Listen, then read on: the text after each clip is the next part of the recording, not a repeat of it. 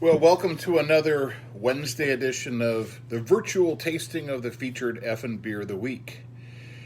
This week we're going to taste Butch's Brew Hazelnut Brown Ale. Very special beer. Pretty excited about tasting the first of this for this year. Hope everyone had a great Thanksgiving and enjoyed their cranberry frost with their Thanksgiving dinner. I sure did. And it went really well with the turkey and the gravy and the stuffing and the mashed potatoes and whatever else you like to have with your Thanksgiving dinner. And that'll still be on for a while, so you can still get more growlers of it. It's a great beer to drink by itself, and it's a great beer to pair with a lot of different foods. Brown Ale, Hazelnut Brown, Butch's Brew. It's a big award-winning beer for us. We've won multiple awards on this, and we're very proud of it. And it's an elegant beer, and it's one that I think we'll enjoy talking about. I'm sure it'll stir some questions from people, and let's get right to it. So this is an English brown ale with fresh roasted hazelnuts in it. It's a 4.5% alcohol by volume beer, so it's a very sessionable, very English-oriented, very authentic brown ale. 28 IBUs, so it's not a bitter beer at all. That's just to take some of the sweetness away. We do a half-barrel batches, so that's 15.5 gallons. And we use London water profile, and we use White Labs 002, which is the Fuller's yeast blend. So what's in there? So for the malts, we've got a variety of things, and it's kind of exciting to talk about these things. So crisp Maris Otter is our base malt, and that's floor malted Maris Otter from England. 17 pounds or 53% of the malt bill. It gives us that nice, rich base of the bready, biscuity kind of character to it. Alex 2-row, which is North American 2-row, we've got 8.5 pounds or 27%. We wanted something a little bit less rich to add a little bit more to the depth of the beer. We have, this is 8.5 pounds, 27%. Crisp brown malt, 1 pound or 3% of the malt bill.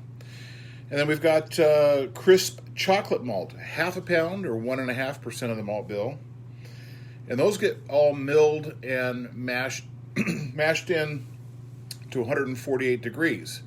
We also add, not milled in, 2.5 pounds of both flaked oats and flaked wheat. That's going to give a rich body character to it. It's going to give us some softness tones to it, so the nut character can really be elevated and really shine in this kind of very lighter beer, 4.5% alcohol. So there's nothing really hiding it. This is a beer that's very delicate, and any mistake you make, not hitting your temperatures, not having the right ingredient ratios, could really make this beer not as enjoyable as it really needs to be. So 1 hour at 148 degrees. Now that's a lower temp.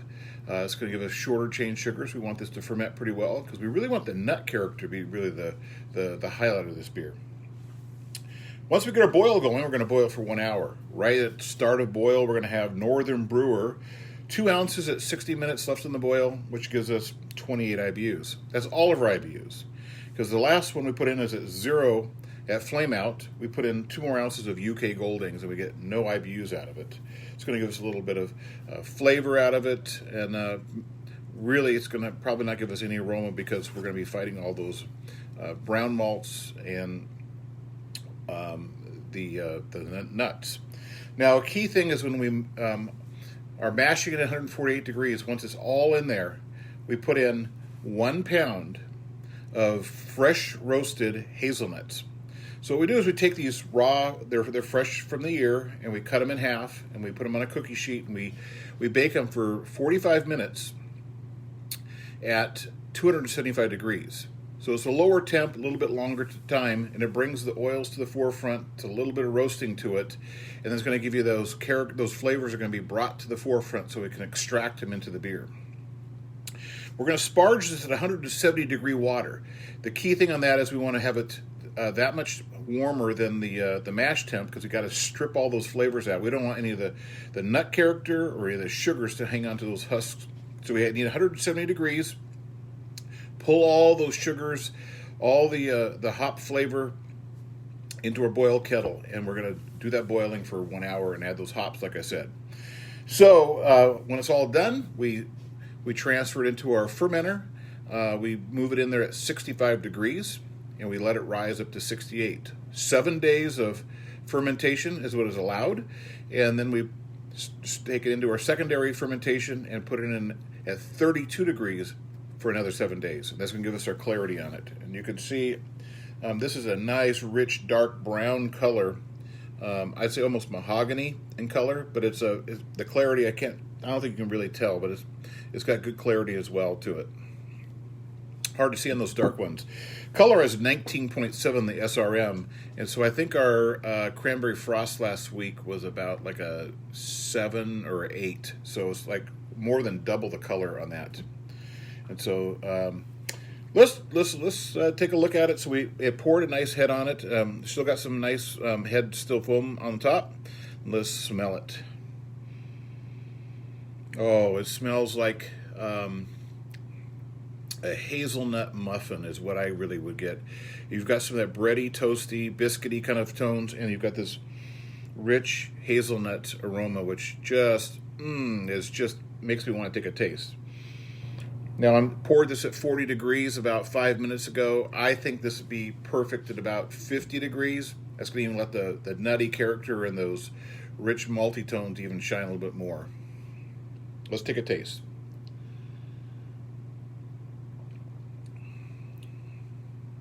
Wow. Now, there's not as much up front. There's the hazelnut as you might think there would be from the aroma, but what you got is a good malty, biscuity, bready kind of character to it. And as you're breathing after you swallow, that's when all the hazelnut flavor really comes in, and that's for a 4.5% beer, very sessionable. It's going to be a much lighter character, and it's not going to be in your face like you can do with like an 8 or 9% beer, because you can have those flavors be so intense. So, boy, that's really good. You could drink a lot of this, and it's very refreshing, very enjoyable. It's fulfilling. It's got nice balance to it. A little bit upfront sweetness, finishes nice and dry on the back end with that big nutty, just lingering aroma to it and flavor. It's really, really good. I got a couple questions. We'll get to those. Then I'm going to give you a little history on brown ales in English brewing.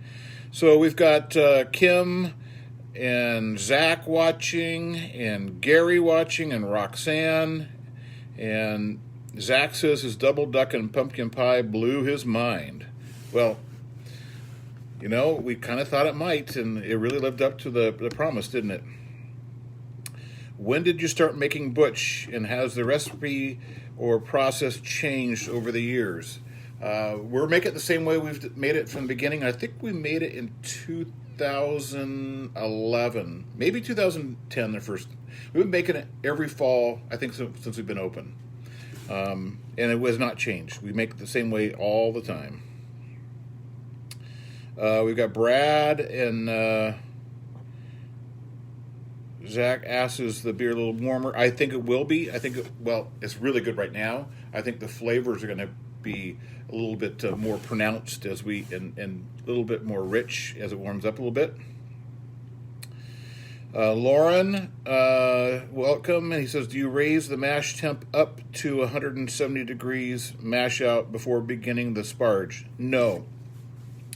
So we leave it at the 148, and then we're putting sparge water on top and letting it circulate all the way through to pull all those sugars. The key thing is to get the best way to pull the sugars out without getting any astringent tones is to have that sparge water to be at least 10 degrees warmer than your mash temp. And that's what I've found, and it seems to be working well for us. Who is Butch is a good question. Butch is the mascot for the Washington State Cougars, who actually play the Oregon State Beavers tonight for basketball. It's the opening of the Pac-12 basketball season as their first conference game. But Butch is for the Washington State Cougars. So I probably will drink this as my Beavers hopefully prevail over the Cougars tonight.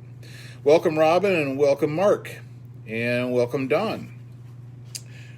Well, how about a little history on brown ales? I've got some good research that I did, and I think you might find some of this pretty interesting. Hope so. Hope we have something you're enjoying while you're listening and watching me and have fun. Brown ale. We've got really three different times periods we're going to talk about. The first is the Dark Ages. The style of beer was to become known as brown ale can be traced back to the English brewers in the early 1700s. Brewing had existed in England for several centuries at that time, but the output was mostly for home or local consumption and varied widely. By the 1720s, there were dark beers being brewed in London that were called porters. That was a very, very popular, most popular beer style at that time. Porter rapidly became extremely popular, and many English brewers produced them. There was, however, a great deal of variation between them. Stouts were also brewed with great variation, and many differed little from porter, depending on the brewer. Some people called beers stouts, the others called porters, and you couldn't tell the difference. There was not a lot of clear definition. Usage of the term brown ale or brown beer came along in the 1740s, but it was used to describe these porters and stouts rather than a specific style of its own. The invention of drum malt roaster in 1817 by Daniel Wheeler, it really changed brewing. Black patent malt was produced for the first time and was rapidly adopted by brewers of porters and stouts. A distinction was made between beers brewed with this new black malt and those without, being black beer or brown beer. It was around this time that the pale ale came about as well, and by 1850 it had eclipsed the porter and stout as the favorite beer of England. Brown ale slipped into obscurity, and by the beginning of the 20th century, it had all but disappeared. So we've got a few more people. They have Don and Mary and Barbara joined us. Welcome. For those who joined a little bit later, we are tasting Butch's Brew, which is a hazelnut brown ale. It's going to be released this weekend. Growler fills only. It's $16 for growler fills, 4.5% alcohol by volume, 28 IBUs. It uses real fresh roasted hazelnuts into the mash and get that nice nutty character in there for a very sessionable beer. This is a beer that you could. This is great for a game because you can have several pints, lower alcohol, and you're going to be in good shape. And remember who won the game when you wake up the next day. Brown comes back as the next historical chapter. In 1927, brown ale came back from the brink of extinction when Newcastle breweries in Scotland brought out the bottled version of their now world-famous Newcastle Brown. I'm sure everybody's heard of it, or they've seen it, or probably tasted it. And it used to be fantastic beer. And if you can get the real Newcastle Brown that's brewed in Europe, it's really good. Some of the stuff we get here is sometimes Canadian brewed, and it's not nearly as good. So look at the label to find out if it's authentically from Europe. Though Newcastle Brown, as we know, probably bears little resemblance, other than color, to its ancestors, it reestablished the brown ale name and set the style foundation for similar products of today. Newcastle's intent was primarily to develop a product for the bottled beer trade rather than to resurrect a brown ale as such, but they were widely successful in both areas. So successful that the Newcastle Brown has become one of, if not the most widely sold bottled beers in the UK, and is popular in the USA and other countries as well. Of course, other British brewers now make brown ales as well, typically in one of two distinct styles, Northern or London. Northern brown ales, characterized by Newcastle, are in lighter range of brown to deep amber in color, lightly hopped, lightly carbonated, and carry a flavor profile of slight caramel and malty sweetness with a matching aroma. These are sometimes called nut brown ales, but this is a color reference only since there is no nuts in the brew. London brown ales are usually darker in color than the northern cousins, deep amber to very dark brown. They tend to be fruity in both flavor and aroma with a deep malty sweetness. Full-bodied with low carbonation and even lower hop rates than the northern style. London browns have found a place of their own. And we have, let's see, Barbara joined as well. Zach says, any good food pairings to come to mind? Well, with this nut character, I think what goes really good with nuts. Cheese and crackers really go good with it. I think this would be really good with smoked food. Anything on the barbecue would go really good with this beer. So I would say barbecued foods and smoked foods and nuts and cheeses would be awesome with this. Is this Larry's all-time favorite beer? I think it might be. For those of you who are regulars at the tap room, you probably would know Larry. If you don't know who we're talking about. Anthony says it almost looks like a nitrous. And this is incredible when we pour it on nitro. This is a great beer to have on nitro, and I wish we would. And it's really, really good on a cask. And someday when we're back to opening our tap room, we will have it on cask and on nitro. And have you done Butch on nitro? Well, we just answered that question, or Cass. Hey, I was answering your questions without reading them, and Lynn just joined as well. So, brown ales today. Let's get caught up with where we are today. Although completely unknown, it was a rarity in the U.S. until the home brewing community brought it out of obscurity sometime in the 1980s. Being homebrewers, they took liberties with the British style and developed a unique American version.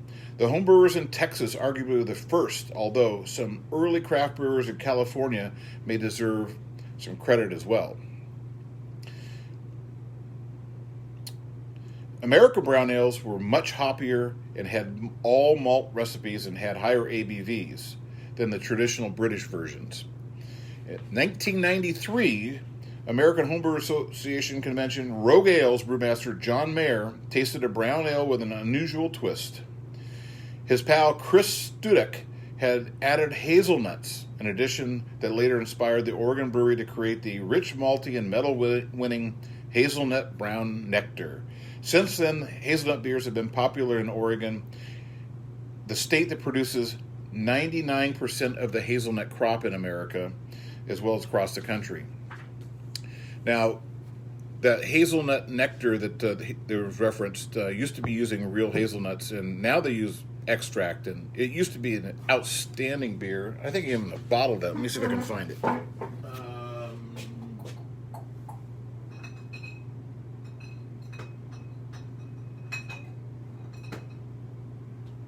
I guess I don't. Thought I had one. I was going to show it to you from Rogue.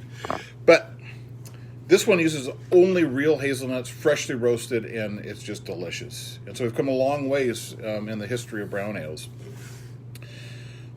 We have Lynn, who's joined, and Ryan has joined. Welcome. So we're tasting Butch's Brew, which is a hazelnut brown ale. It's very traditional English. This would be the northern English brown ale category because it's not fruity. It's a malty rich, and it's got that nutty tone to it. Lower alcohol, 4.5%, and 28 IBUs. It's not a bitter beer at all. It's rich, smooth, delicious.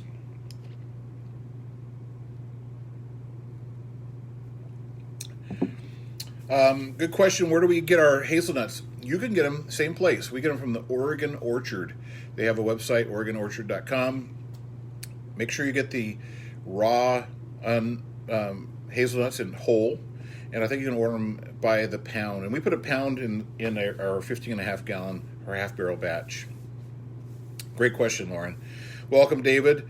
How do you feel the homebrew community has evolved since 1980?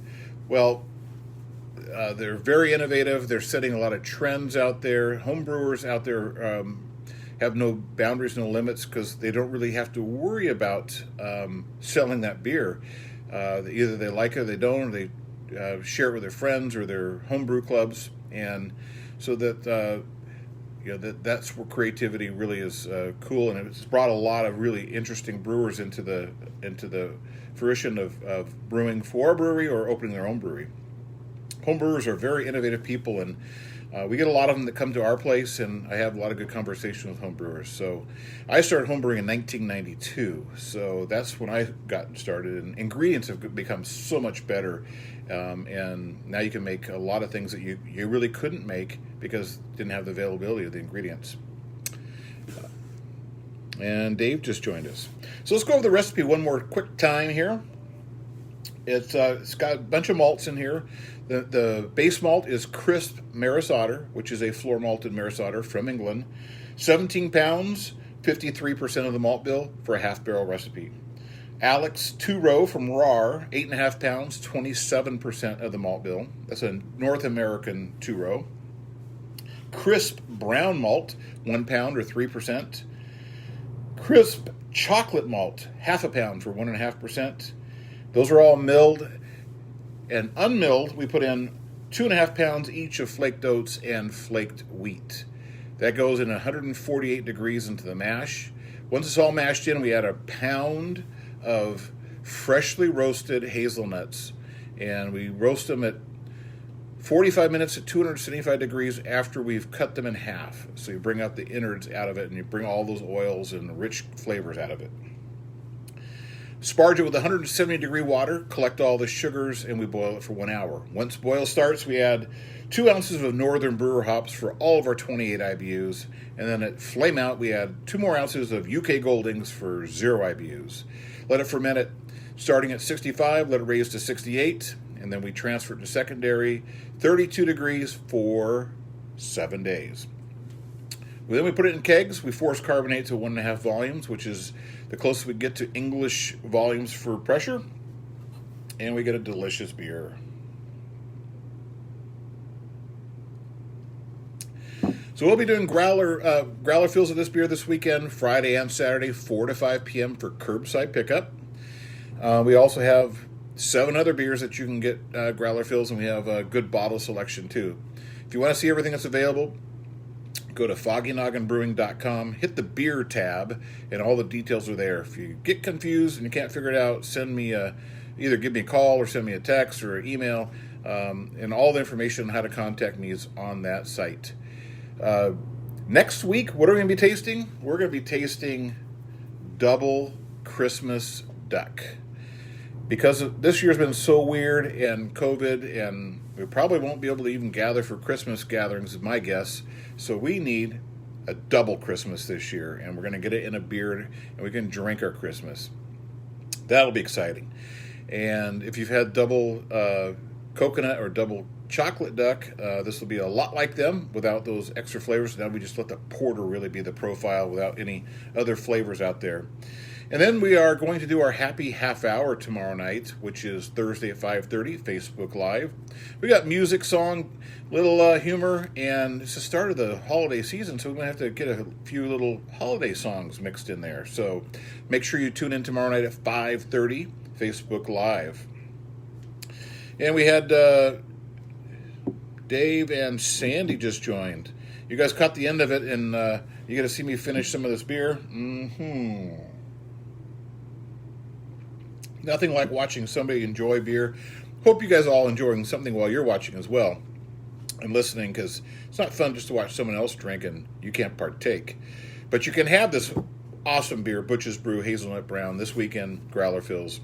And already got some orders for them, so it's a popular beer. It'll be around a while. I think we're going to brew about 5 batches as it is this year, so we want this to be around for a while. It's going to be one that you're going to love, and you're going to want to keep coming back for it week after week until it's gone. So it's great for this time of year, cooler, wetter. This is a great beer for this season. You know, you look outside, look at the rain, enjoy your Butch's Brew. So thanks for joining. We'll see you tomorrow night, 5:30, for the happiest half hour of the week. And I'll see you next week for Double Christmas Duck. Cheers, everyone. Stay safe.